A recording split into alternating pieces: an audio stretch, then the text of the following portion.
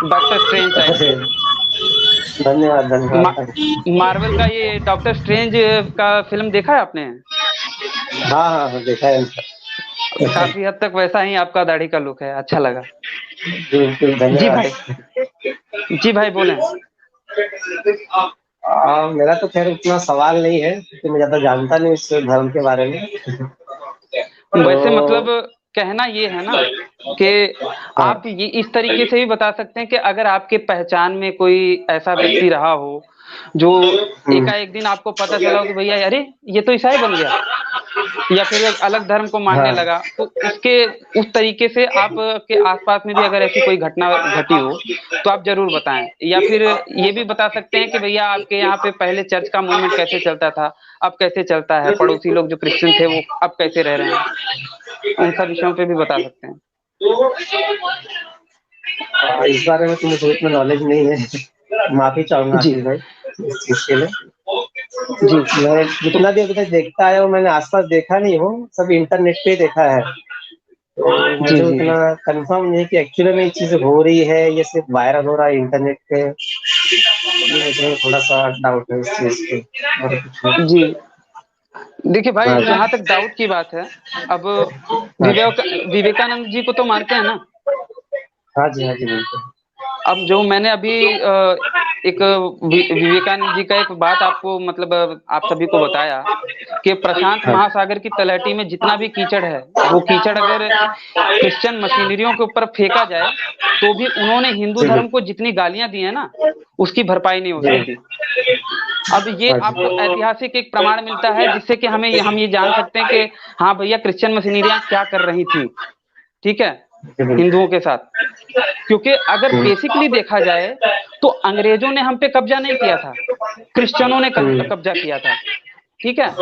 और बिल्कुल। गांधी जी के विषय में देखिए, गांधी जी विवेकानंद के बहुत बाद आए, ठीक है। और गांधी जी के विषय में कई लोग कई सारी चीजें कहते हैं, मैं भी मानता हूं कि उनमें भी कई सारी गड़बड़ियां थी, लेकिन ये भी मैं मानता हूं कि कुछ अच्छाइयां उनमें भी थी, ठीक है। और अ, अभी हाल ही में मैंने नाथूराम गोडसे जी को तो काफी पहले से पढ़ा था। अभी हाल ही में मैंने हम्म, गांधी जी की जीवनी पढ़ी, ठीक है। उसका जी। नाम है मेरे सत्य के प्रयोग, ठीक है। जी। उनका नाम उसका पुस्तक का नाम है मेरे सत्य के प्रयोग, और उसमें गांधी जी एक प्रकरण बताते हैं। अपनी आत्मकथा में वो बताते हैं कि राजकोट में एक मशीनरी हाई स्कूल था, निकट जोर जोर में से हम्म, देवी देवताओं को गालियां देता जा रहा था और हिंदू लड़कों को हम्म, परेशान करता जा रहा था। वहां के जो एक कोई लड़का था, वहां पे ऐसे करते थे हम्म, उस टाइम पे हिंदू लड़कों के साथ। ये हम्म, गांधी जी अपनी किताब क्या नाम से मेरे सत्य के प्रयोग में ये कहते हैं।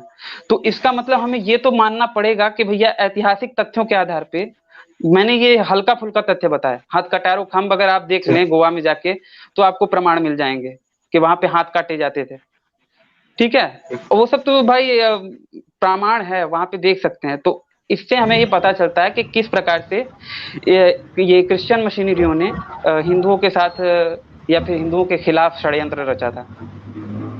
ठीक है। बिल्कुल आप देख सकते हैं गोवा इंक्विजिशन का पूरा चैप्टर है जहाँ पे जी हम जाते हैं ना, सेंट जेवियर, शायद सेंट जेवियर ही नाम है उनका। तो हम लोग उनके स्कूलों में जाते हैं, उनके चर्चों में जाते हैं, लेकिन उस व्यक्ति ने क्या किया था, उस व्यक्ति ने जिन लोगों ने कन्वर्जन किया है और फिर वो अपनी लोकल रीति रिवाज पाल रहे हैं, मतलब कि टीका लगाना ये वो, तो वो क्यों कर रहे हैं, इसके लिए उनको सजा देने के लिए पुर्तगाल के जो राजा थे उनसे जी उनको कहा कि हमको ऑथराइज करो कि हम इनको सजा दे सकें।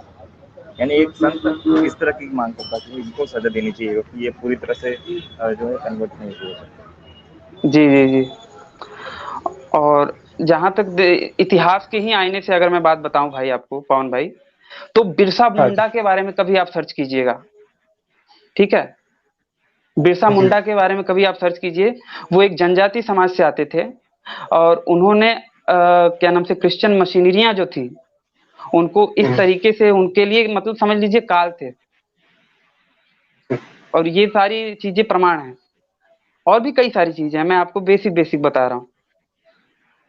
तो इससे ठीक है। आप ये समझ सकते हैं कि एक्चुअल में यहाँ पे भारत में खास करके अंग्रेजों के समय काल या फिर क्रिश्चियन समय काल में हिंदुओं का क्या हाल था। ये लोग भाई जैसे कि इन्होंने अमेरिका पे भी काबू किया था ना, ठीक है। अमेरिका की अगर आप हिस्ट्री देखें बहुत उस तरीके से तो अमेरिका की हिस्ट्री भी क्या थी, वो लोगों ने क्रिश्चियन ही बनाना शुरू किया था पहले।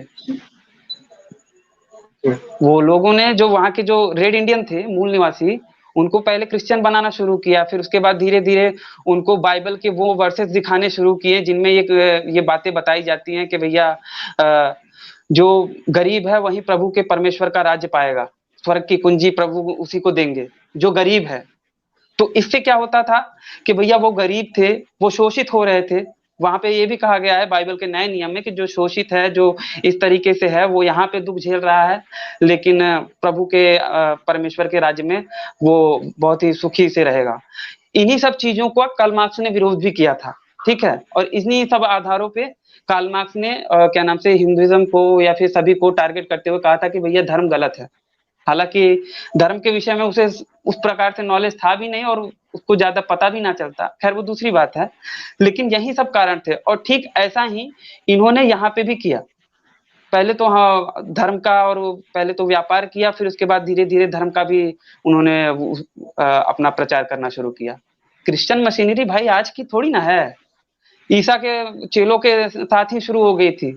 ईसा ने ही भेजा था कि भैया जाओ प्रचार करो, तो ये मशीनरियां तब से शुरू हुई हैं। अब सोचिए कितने समय से धर्मांतरण का कार्य करा रही हैं, तो इनके पास कितना एक्सपीरियंस होगा।